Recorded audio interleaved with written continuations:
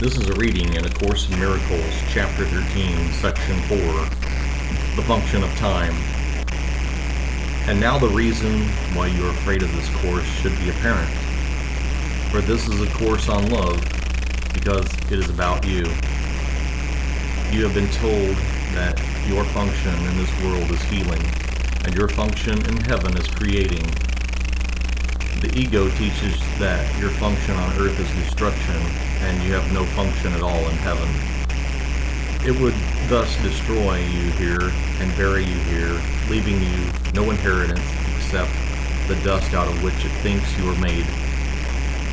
As long as it's reasonably satisfied with you, as its reasoning goes, it offers you oblivion.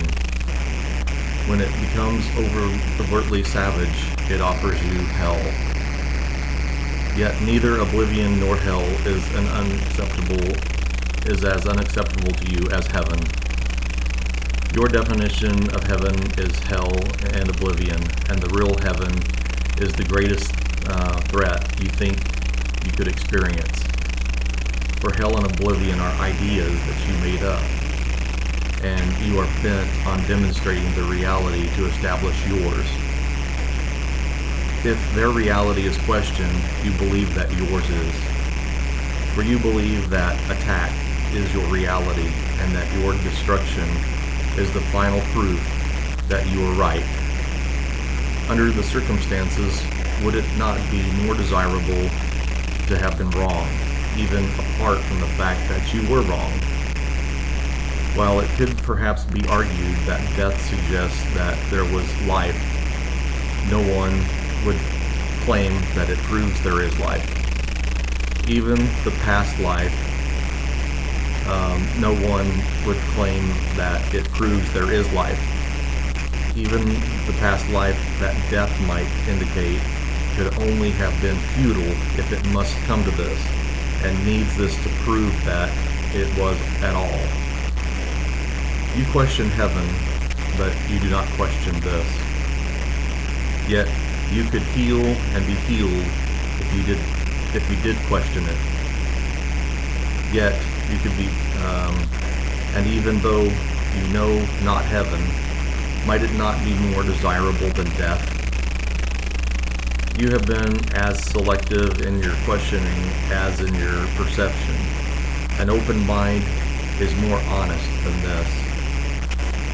The ego has a strange notion of time, and it is worth this notion that your questioning might well begin. The ego invests heavily in the past, and in the end believes that the past is the only aspect of time that is meaningful.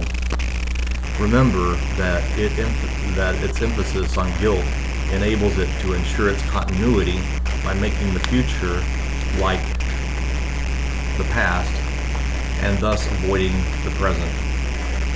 By the notion of paying for the past and the future, the past becomes the determiner of the future, making them continuous without an intervening present. For the ego regards the present only as a brief transition to the future, in which it brings the past to the future by interpreting the present in past terms. Now has no meaning to the ego. The present merely reminds it past hurts, and it reacts to the present as if it were the past.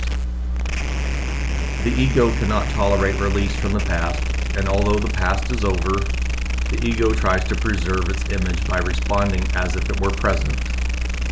It dictates your reactions to those you meant in the present from a past reference point, obscuring their present reality. In effect, if you follow the ego's dictates, you will react to your brother as though he were someone else, and this will surely prevent you from recognizing him as he is. And you will receive messages from him out of your own past, because by making it real in the present, you are forbidding yourself to let it go. You thus deny yourself the message of release that every brother offers you now. The shadowy figures from the past are precisely what you must escape. They are not real. They have no hold over you unless you bring them with you. They carry the spots of pain in your mind, directing you to attack in the present in retaliation for a past that is no more. And this decision is one of future pain. Unless you learn that past pain is an illusion, you are choosing a future of illusion and losing the many opportunities you could find or release in the present. The ego would preserve your nightmares and prevent you from awakening and understanding they are past. Would you recognize a holy encounter if you were merely perceiving it as a meeting with your own past? For you would be meeting no one, and the sharing of salvation, which makes the encounter holy, would be excluded from your sight. The Holy Spirit teaches that you always meet yourself, and the encounter is holy because you are. The ego teaches you that you always encounter your past, and because your dreams were not holy, the future cannot be, and the present is without meaning. It is evident that the Holy Spirit's perception of time is the exact opposite of the ego's. The reason is equally clear, for they perceive the goal of time as diametrically opposed. The Holy Spirit interprets time's purpose as rendering the need for time unnecessary. He regards the function of time as temporary, serving only his teaching function, which is temporary by definition. His emphasis is therefore on the only aspect of time that can extend to the infinite, for now is the closest approximation of eternity that this world offers. It is the reality of now without the past or future that the beginning of the appreciation of eternity lies. For only now is here, and only now presents the opportunities for the holy encounters in which salvation can be found. The ego, on the other hand, regards the function of time as one of extending itself in place of eternity. For, like the Holy Spirit, the ego interprets the goal of time as its own.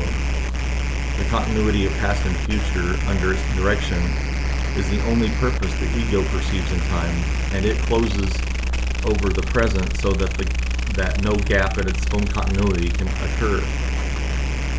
Its continuity then would keep you in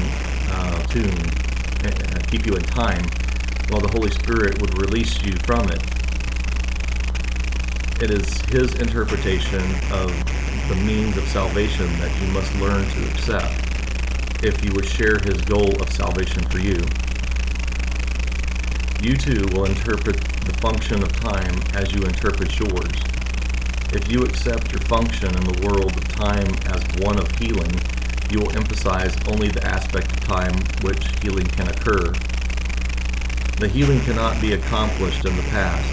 It must be accomplished in the present to release the future.